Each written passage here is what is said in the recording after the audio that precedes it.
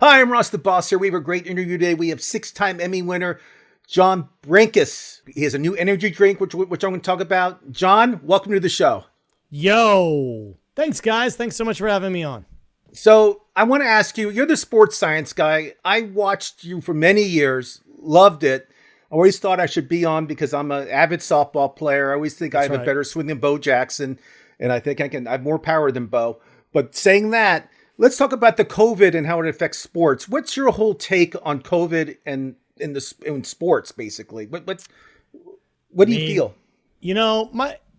I feel like COVID is an interesting psychological experiment. It's almost like everyone has forgotten that we as human beings get sick and ultimately die. Like that just happens.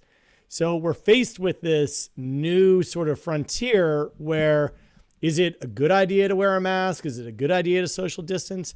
I guess if you don't want to get sick, but that shouldn't apply to only COVID because there are lots of other things that you can get sick from and die. So when people are concerned about COVID, I'm very sensitive to anybody dying for any reason. It's terrible, right? It's a horrible thing. But unfortunately, if you were to remove COVID, you still have 100% of the reasons that people die. So, why I don't think that there's any one particular virus or disease or cause that's more tragic than the other. They're all tragic. So I'm just not sure what happens from here if we all sort of agree, well, we got to avoid COVID. Well, we got to avoid everything then. So I'm not sure where that balance is going to wind up. I'm not sure what's going to happen. But in terms of sport, what clearly is going to happen is attendance at sporting events is going to be affected for certain. And I think that there is probably going to be a shift in the market more toward sports that you can enjoy virtually and that you can enjoy over, the television rights, I think are going to be more valuable than ever. Just because I'm not sure going to the events are going to be as desirable. So supply and demand, I think might play a big role in that. Yeah. I mean, Mark Cuban was on our show a couple of days ago and basically I talked to him about, he's going to lose $30 million this year alone, not having fans in the stands. He's going to lose that much, which means, a lot of his income comes from having fans in the stands. And I know you're not in LA right now, but in Los Angeles, I can't even go to a Ram game or can't go to a Charger game. There's no fans there's no one there. Yeah. My question is, and that's all because of one thing, and I ask people to just really think about this, assign the percentage of fatalities to COVID, whatever you want, whatever your argument is, if it's 0.01% or whatever you think it is, take the number 100% and then subtract COVID and you've got that big number left. So whatever the 99%, 95%, whatever that number is, you have that to deal with. And I'm not sure, I do think that there has to be some sort of psychological shift at some point where people say, well, I guess we have always gotten sick and all of us are going to die. And if we start singling things out and say, well, tuberculosis is something, or whooping cough, or influenza, or any of the flu. other just random stuff. It just happens, unfortunately. So, John, I wanted to ask you, you're a sports guy and you're a science guy. So if you were, let's say you were the NBA commissioner and you're tasked with dealing with this, I understand your point, but at the same time, a decision has to be made. So I'm curious, what would you do? If I honestly, if you're sort of at the top of the pyramid on any organization, obviously, first and foremost, you have to say, okay, we don't know what we're dealing with. We're not sure what this. So initially back in March, when it was a complete unknown and we were told that 2 million people were going to die and this is going to, wipe out the human population. This is horrible. That you don't have much choice but to say, well, we got to batten down the hatches and see what happens. But now that you have information, you say, okay, let's now do an analysis on how many people in this particular group have passed away from anything. So you can do an analysis and say, if the number is 0, then I think you say, well, it's probably worth a risk to march on because this particular group is not susceptible to this. So we just have to deal with it like anything else.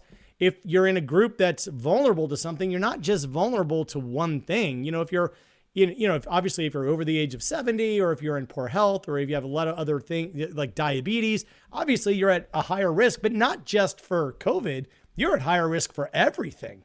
So I think that that's the bigger global statement. And by no means am I saying, you know what, COVID isn't a thing. I mean, clearly it is a thing, but there's also the rest of the pie.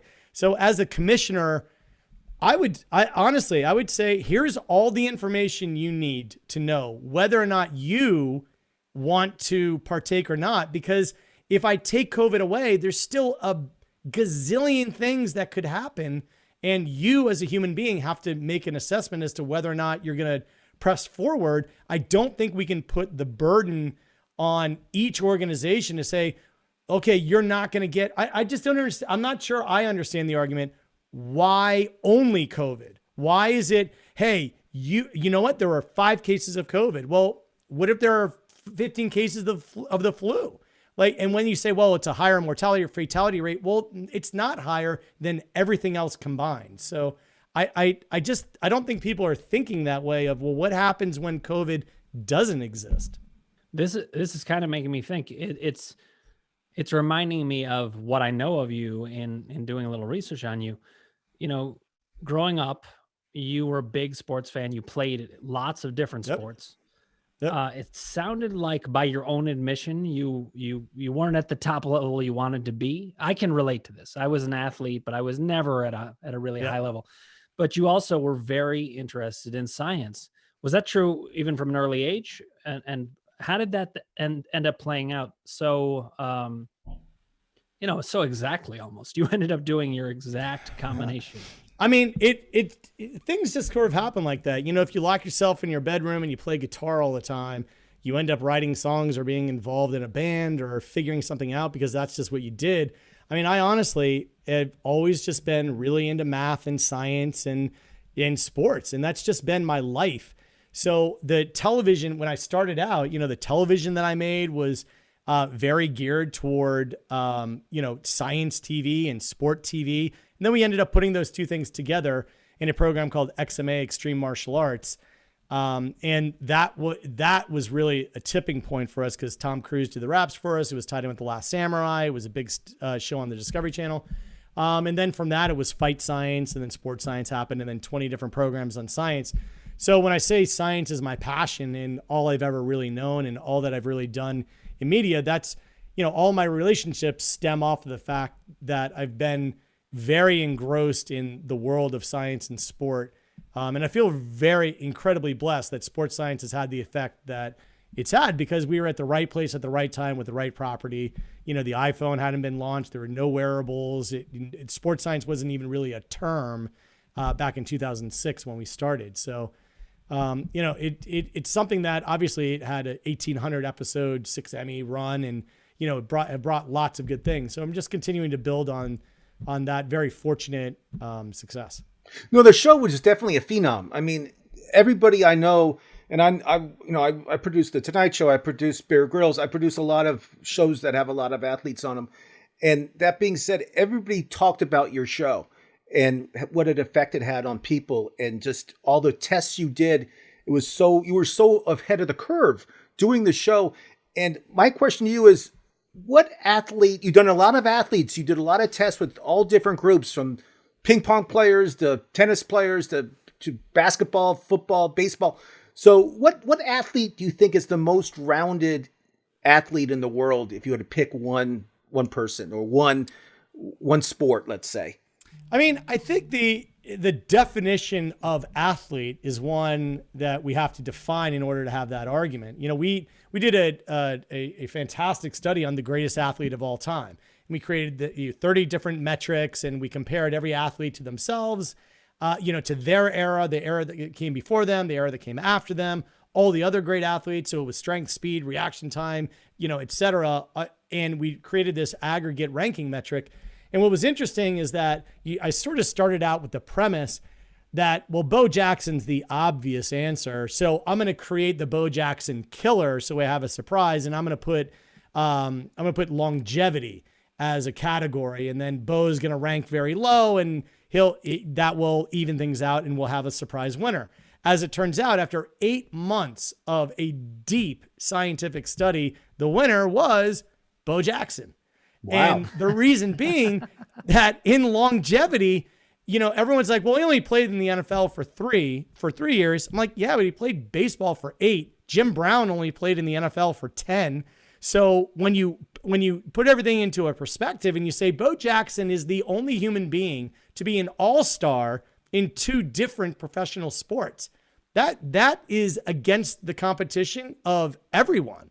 So that's a crazy stat when you stop to think about it. And then when you say, well, how good would Bo Jackson be today? You're like, he'd be just as dominant. He'd be amazing. So, we did a deep scientific study on it. And so I would say Bo Jackson is a singular athlete. But then, when you talk about just overall athletes, our traditional Northern American, especially US based definition of athlete in general is coordination, strength, agility. Like that's what we sort of think of. In general, the highest percentage of amazing athletes resides in the NBA, because pretty much, every guy on that roster is pretty incredibly athletic. I mean, there are obvious exceptions where some guys are a little awkward and some guys maybe aren't that athletic and they're just more big bodies. But in general, I mean, if you're 6'5", 240 and you have a 35-inch vert, that's amazing and special. There are people obviously in the NFL, especially wide receiver and cornerback, who are just incredible, but that's just a smaller percentage. So that's a long-winded answer for you. Was there anybody like you tested that you thought would be great and they were actually like not so great, and you were just shocked like they didn't really test that well? Yeah, we never did a negative segment. So, if someone didn't perform particularly well, we just never made a segment out of it. So those secrets I'll take to my grave. That's a good answer. You expected? Were there other people, though, that you expected to vie with Bo Jackson? I mean, like Michael Jordan certainly comes to mind as somebody who you'd the Kobe, top 4 Michael. we had. Yeah, the top 4 that we had were Jim Brown, Michael Jordan, Bo Jackson, and Wayne Gretzky. And it's interesting. People are like 4. Yeah, people like Gretzky. Like, well, here's the thing about Gretzky that a lot of people don't realize. He has the record in sports for the most amount of records. That's a pretty amazing record. That's a good record. Oh, he was the most dominant player in any sport statistics wise, as far as I know. I mean, his records are just unbelievable. Yeah, especially in team sports. Michael Phelps obviously was in the conversation, but that is a skill set in a sport, and it's an individual sport. So it's hard to be the greatest of all time. It's hard to compare those metrics because the answer, would you be just as good today? World records get broken all the time. So you can say, well, there's always going to be a better swimmer. When you start comparing Gretzky and Jordan and, Bo and Jim Brown, you're like, even if you put them in today, they would still be just as dominant. Were there athletes that called you and wanted to be on your show that came out of the woodwork that you were shocked they wanted to be on your show? And who are they? I mean, obviously we did 1,800 episodes, and I continue to do tons of work, with all the leagues. So the list is really long. I just don't know if there's somebody that like called you especially and said, John, I want to be on your show. I love it. I want you to test me. Oh yeah, it happens. It happened and continues to happen all the time. We got a call, literally it was Dwight Howard in his prime. He called up and was like, hey, I'm going to be over there in a couple hours. And, was like, all right. He just showed up and we set the world record or the NBA record for the highest touch, which was 12 feet, 6 inches. Wow. So it was pretty amazing. Whoa. But, there are a lot of short notice athletes that, we never, pay anybody to be on the show because you have to be really good to get on it. And we obviously have a a great platform to make people look like the superheroes they are. So when you start lining up, your Larry Fitzgerald or Ray Lewis or Drew Brees or Ben Roethlisberger or Rory McIlroy or, keep going down the list of like, wow, it's so much fun. When I say I'm just incredibly blessed, I'm just really blessed to have been able to do what I've done to this point. And, moving forward, it's a lot of blue sky. I'm very grateful. No, and people actually use your information. They use it to train with. This is useful. Yeah. This is really useful information. It's just not you're getting stats and okay, let's just throw it out the window. These people use this information to improve on, correct? A lot of people want to give sports science, the property, little too much credit or too little credit. I mean, literally, when the term sports science wasn't really popular, it's hard to remember what life was like prior to 2006, when you didn't have an iPhone and you didn't have all social media immediately accessible. I mean, that pane of glass changed everything. So, sports science rising and really making, a loud bang in the sports arena. It allowed people to look at sport differently. And I'm very, very proud that the team that we worked with and continue to work with influenced so many athletes. I mean, we had, by the time by the time of the run with sports science, I mean, you had people who were like, hey, I was watching you when I was 7, like I've been watching you my entire life. So it's really powerful, and it made people just look at things a little bit differently. But obviously the only reason why we were able to be so successful is because the world was ready for it. In 2001, you're not ready for it. And in 2014, you're too late. So we were just in the right pocket. Good time to show up. John, I had a question for you. So I'm a psychologist by trade. So I'm often thinking about, you wrote a book called The Perfection Point in 2010. I don't have to tell you because you were there when you did it. But, that to me is partly about belief. When Edward Bannister ran the 4-minute mile, that was about belief. Right. And breaking these belief systems is really an important part, as far as I'm concerned. From a mental standpoint, you have to believe you can do it. And I think that's one of the reasons these records get broken. Yep. We think we're at the upper echelon, and then somebody's like, but what if you can go further? And it sounds like that's been a part of your fascination with things. Totally. The book, The Perfection Point, which very grateful. Again, it was a New York Times bestselling book. It's all about what is the limit, because we'll sit around and say, well, Usain Bolt ran, what did it stand at? 9.58, I think, or, it's like, hey, 9.5, yeah, 9.5 something. It's like, all right, it's 9.5. Let's call it 9.58. Well, is he going to run 9.57 or 9.56? And we'll sit around and we'll keep shaving off, hundreds of seconds. And we'll ultimately, you have to arrive at a conclusion, but there is a point. No human being will run the 100-meter dash in 1 second. So it's not going to be 2 seconds or 3 seconds or 4 seconds. So you can back it up and say, okay, well, what is the limit?